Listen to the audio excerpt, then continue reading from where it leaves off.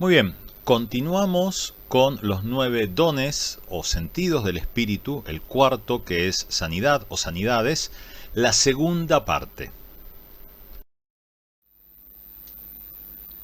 1 Corintios 13:13 nos dice, y ahora permanecen la fe, la esperanza y el amor, pero el más importante de todos es el amor.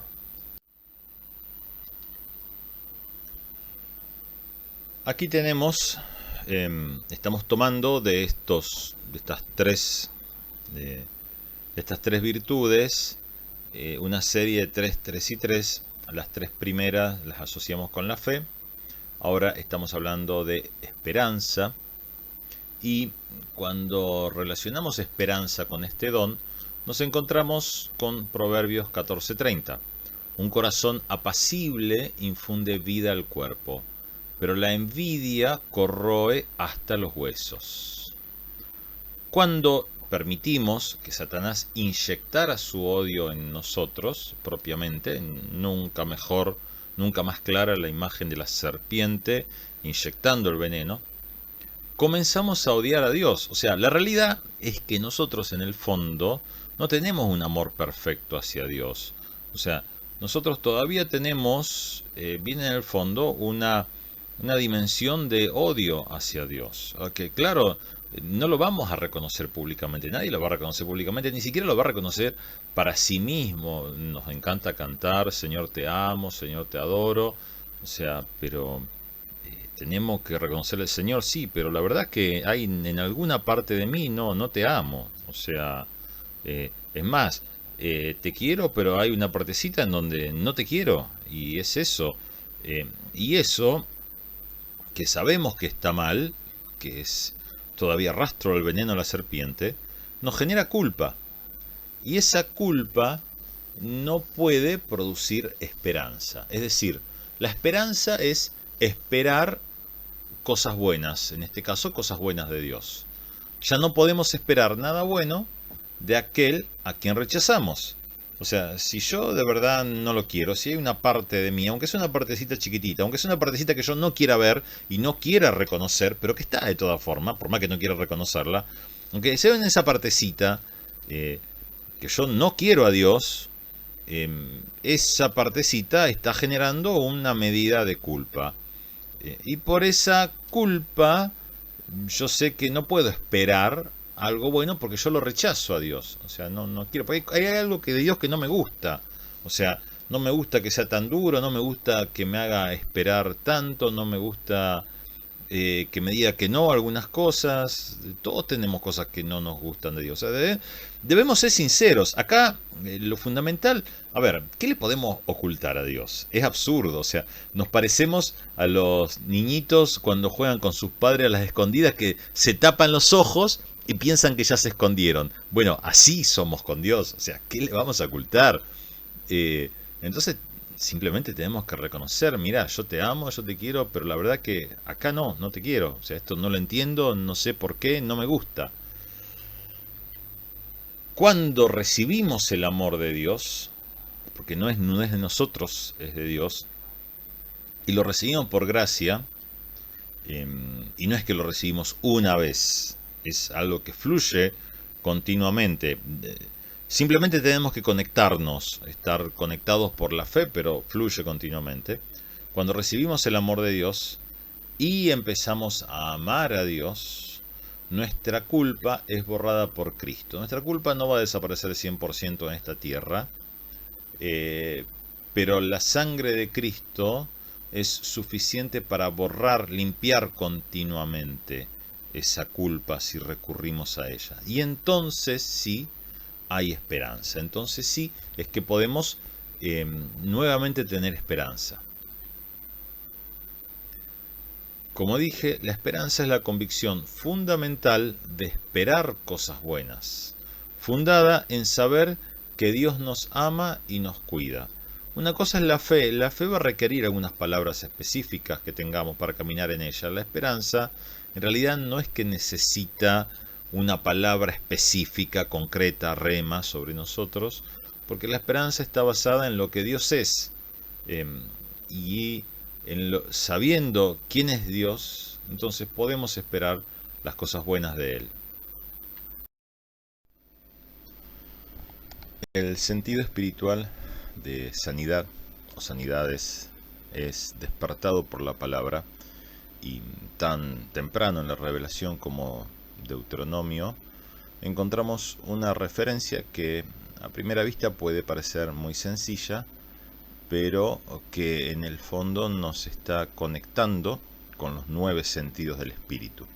Deuteronomio 6, 6 al 9 dice: estas palabras que hoy te mando cumplir estarán en tu corazón. Y empieza a mencionar luego una serie de 9 acciones. Y se las repetirás a tus hijos y hablarás de ellas cuando estés en tu casa y cuando vayas por el camino y cuando te acuestes. La cuarta mención es justamente cuando te acuestes. Salmo 4:8. Por eso me acuesto y duermo en paz, porque solo tú, Señor, me haces vivir confiado. El momento de dormir puede ser el tiempo de angustia, en donde pensamos qué es lo que traerá el día de mañana, o puede ser el momento en que descansemos porque confiamos en Dios, es decir, tenemos esperanza de cosas buenas. No sabemos lo que va a venir mañana, probablemente no tengamos una palabra profética exactamente directriz respecto de mañana, pero sí conocemos al Dios que va a estar mañana, y conociéndolo a Él es que podemos tener esa esperanza. Eso pasa cuando nos acostamos. Es también, cuando uno se acuesta, el momento en donde los dolores y todos los achaques se intensifican. ¿Quién no ha tenido algún dolor de muela alguna vez que más o menos estuvo controlado durante el día, pero al momento de acostarse salta con toda la intensidad? Bueno, ahí, en ese momento, cuando los dolores se intensifican, cuando todos los monstruos de las enfermedades vienen sobre nosotros, cuando parece que aquello que durante el día, bueno, no le prestamos atención, ahora está ahí exigiéndonos que le demos una respuesta, ahí es donde actúa claramente el sentido de sanidades, porque nos está permitiendo ver tanto las prisiones donde está nuestra alma encadenada, como los recursos que Dios tiene para librarnos de ello. Job 7 dice: me acuesto y me pregunto si volveré a levantarme. Se me hacen largas las noches esperando el nuevo día. Cuando pienso hallar consuelo en mi lecho y que acostado atenuaré mis quejas, tú vienes y me asustas en mis sueños. Me llenas de terror con visiones.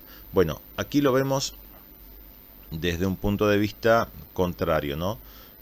Sueños, visiones nocturnas, pero justamente sabemos que estos sueños, estas visiones nocturnas nos están mostrando, entre otras cosas, estas prisiones del alma, las causas de estas prisiones del alma.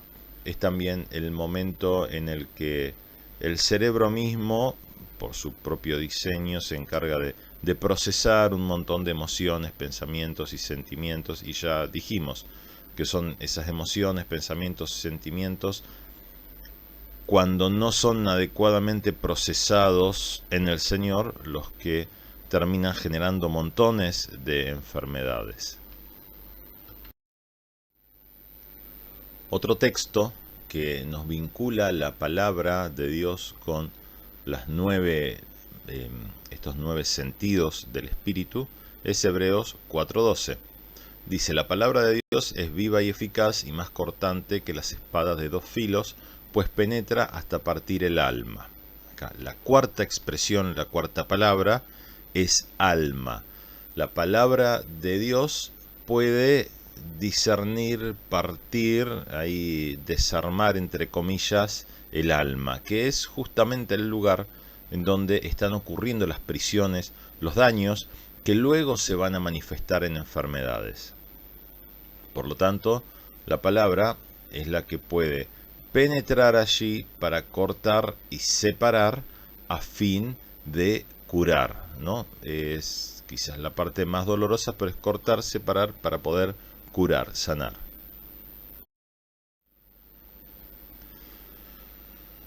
El Mesías obviamente se encarga de despertar los sentidos espirituales. Salmos 47, 10. Esta es una promesa. Obviamente no había llegado todavía ahí. Por eso dije, aquí vengo ya, en el pergamino se habla de mí. Hacer tu voluntad, Dios mío, me agrada. Tu ley la llevo dentro de mí. La cuarta expresión de las 9 expresiones que está diciendo el Mesías antes de llegar a la tierra en Salmos 40 es: tu ley la llevo dentro de mí. Cristo incorporó, meter en el cuerpo, completamente la palabra de Dios, por lo que en su interior hay sanidad perfecta. Como hombre él caminó en sanidad perfecta porque la palabra de Dios estaba perfectamente en su interior. Al tener él esa ley perfecta en su interior, él puede ver también perfectamente el interior de las personas, nuestro interior, y sanarlo. La ley de Dios nos garantiza la sanidad completa y nos despierta para ver todas las dimensiones de nuestro interior. Cuando leemos la ley de Moisés y todas esas reglamentaciones, entendemos que había un objetivo de traer sanidad a un pueblo que fuera sano en todas las dimensiones, con un enfoque todavía quizás terrenal, o mejor dicho, el enfoque espiritual todavía no era muy claro para ellos, no lo podían discernir todavía claramente, pero hoy podemos entender que ese es el verdadero enfoque espiritual, pero también en todas las dimensiones de cuerpo, alma y espíritu. Toda sanidad finalmente va a nacer y se va a sustentar en la ley de Dios. Notemos aquí que empezamos a hablar de un texto en donde se menciona a la ley de Dios y no exactamente a la misericordia de Dios. Ahora, por supuesto que en realidad separar ambas cosas termina siendo medio artificial, porque finalmente es todo junto y es lo que Dios es. Pero el enfoque acá es más que nada en la ley. Cuando nosotros nos acercamos al reino celestial, más exactamente al monte Sión, nuestros sentidos son despertados. Este monte Sión, si queremos ser un poco más precisos, no se refiere al tercer cielo, sino que está hablando más bien del segundo cielo, el área no usurpada del segundo cielo. Nosotros estamos acostumbrados a considerar que Satanás vive en el segundo cielo. En realidad él ha usurpado el segundo cielo, o por lo menos una buena parte de él, pero no exactamente todo el segundo cielo. Hay una lucha allí, que Satanás perderá al fin de los tiempos, por lo cual será arrojado de allí. Pero en ese ámbito del segundo cielo, que puede descender o no sobre el pueblo de Dios, nuestros sentidos, los 9 sentidos del espíritu, son despertados. Entonces, Hebreos 12, 22, 24 dice: ustedes, por el contrario, se han acercado al monte Sión, a la celestial Jerusalén, ciudad de Dios vivo, y a una incontable muchedumbre de ángeles. Esta es la cuarta expresión. ¿Qué hacen los ángeles? ¿Cómo es que esto se está relacionando con el sentido de sanidades? Bueno, Hebreos 1.14 dice: ¿y acaso no son ellos, hablando de los ángeles, espíritus ministradores, enviados para servir a quienes serán los herederos de la salvación? Los ángeles, entre otras cosas, traen los recursos de sanidad y bendición. Ellos sacan a las personas de las prisiones del inframundo, son siervos de Dios, mensajeros de Dios, que Él envía para ayudarnos en muchas cuestiones. Y entre ellas todo esto que tiene que ver con nuestra sanidad, con nuestro interior, con esa parte oculta, ocultada por el pecado, que son esas prisiones donde está nuestra alma.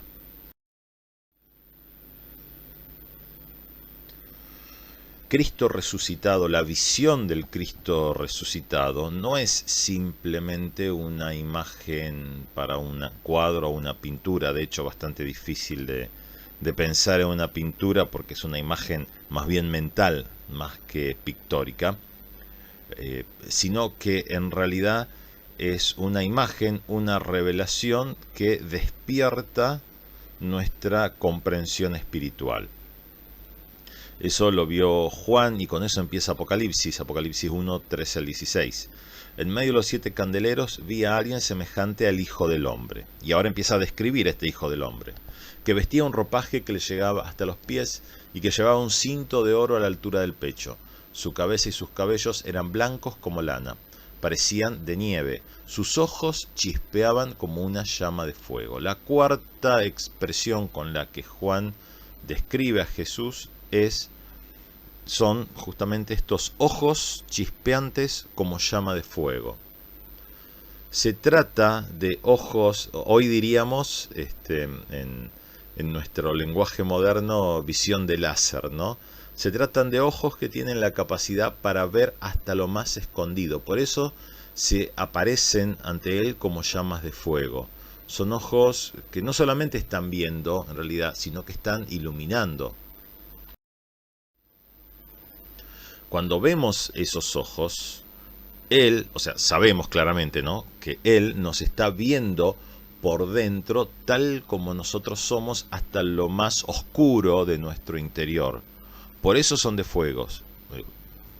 Porque pueden alumbrar lo que miran. Entonces, Él nos ve hasta lo más oscuro que pueda haber dentro nuestro, y nosotros también podemos ver lo que Él ve. Es decir, nos reflejamos en sus ojos. Son ojos que ven y que hacen ver. Y por eso sabemos que no podemos ocultarle nada y no nos queda más remedio que sacar a luz lo que no hemos querido sacar. Y allí es donde ocurre justamente la sanidad, porque lo podrido que estaba escondido, eso que no queríamos encarar, no queríamos ver, que sabíamos que teníamos que hacerlo, pero la verdad es que no nos gusta por todas las emociones y sentimientos que nos genera. Bueno, no le queda más remedio que salir a luz, es expuesto y es limpiado. Hay un concepto en medicina que a veces se usa, que es el inflamosoma, ¿no?, que es como una parte del cuerpo en donde se desarrolla una inflamación por X motivo. Y puede ocurrir muchas veces que esa parte queda encapsulada, es decir, queda rodeada de un tejido que hace que no crezca más, lo limita, pero impide que por ahí los antioxidantes o determinadas sustancias puedan llegar y sanar. Entonces, es algo que queda contenido, pero que queda enviando toxinas al resto del cuerpo y a lo largo del tiempo termina deteriorando, dañando el cuerpo. Cuando uno hace descarga a tierra, por ejemplo caminando descalzo en el pasto, abrazando un árbol, o incluso muchas veces en casa, en la propia casa también hay una conexión del piso con el suelo. La persona se carga de electrones, energía, la energía que corre por nuestros cables y con la cual, entre otras cosas, podemos prender la luz. Y esos electrones pueden penetrar esa barrera del inflamosoma y actúan como antioxidantes y van sanando esa área dañada del cuerpo, ¿no? Entonces aquí tenemos una comparación entre esto que vemos en el Señor y la naturaleza, cómo funciona la naturaleza que Él mismo creó. Y hasta aquí hemos llegado en esta segunda parte. Continuaremos desarrollando este tema en una tercera parte.